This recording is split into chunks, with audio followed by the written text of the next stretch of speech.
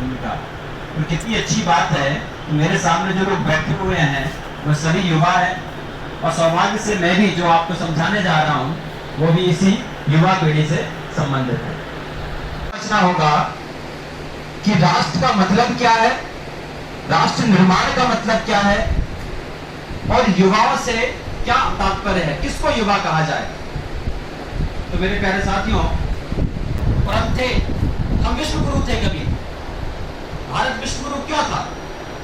विश्व गुरु का मतलब क्या है? विश्व गुरु का मतलब था कि भारत ने दुनिया को सभ्यताओं का ज्ञान दिया है।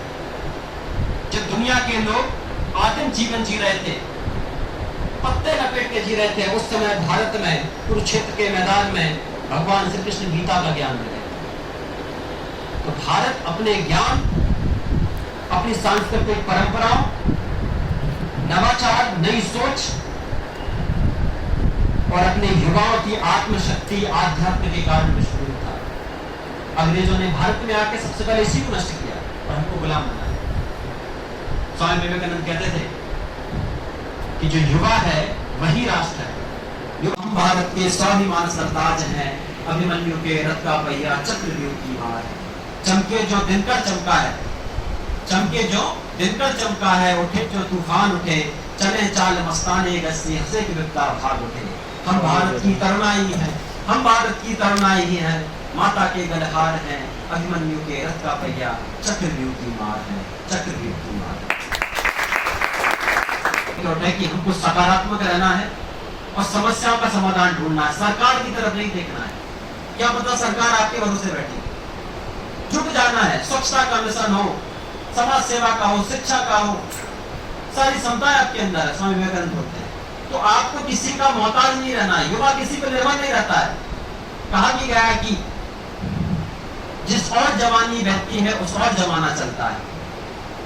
तो युवा तो दुनिया को रास्ता दिखाने वाला है। तो किसी के भरोसे न बैठिए, न सरकार के, न संगठन के। जुट जाइए, समस्या देखिए अपने आसपास क्या है।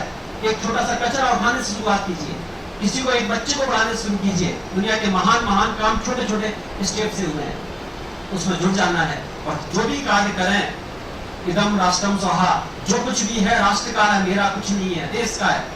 तन समर्पित, मन समर्पित और जीवन समर्पित, चाहता हूं देश की धरती तुझे कुछ और भी। ये वाला संकल्प होना चाहिए। और अटल बिहारी वाजपेयी जी की पंक्ति हमेशा अपने मन में ध्यान रखिए कि भारत कोई जमीन का टुकड़ा नहीं है, जीता जागता राष्ट्र पुरुष है।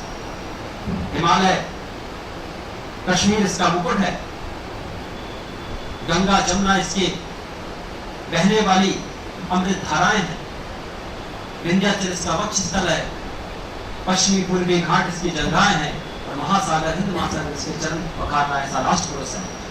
इसका कण कण हमारे लिए संकट है, इसकी एक एक नदियां हमारे लिए गंगा है। हम जिएंगे तो इस भारत के लिए, मरेंगे तो इस भारत के लिए, और मरने के बाद भी गंगा में बहती हुई हमारी अस्थियों को कोई कान लगाकर सुनेगा तो एक ही आवाज आएगी, भारत माता की जय, भारत माता की जय, भारत माता की जय। बहुत बहुत धन्यवाद।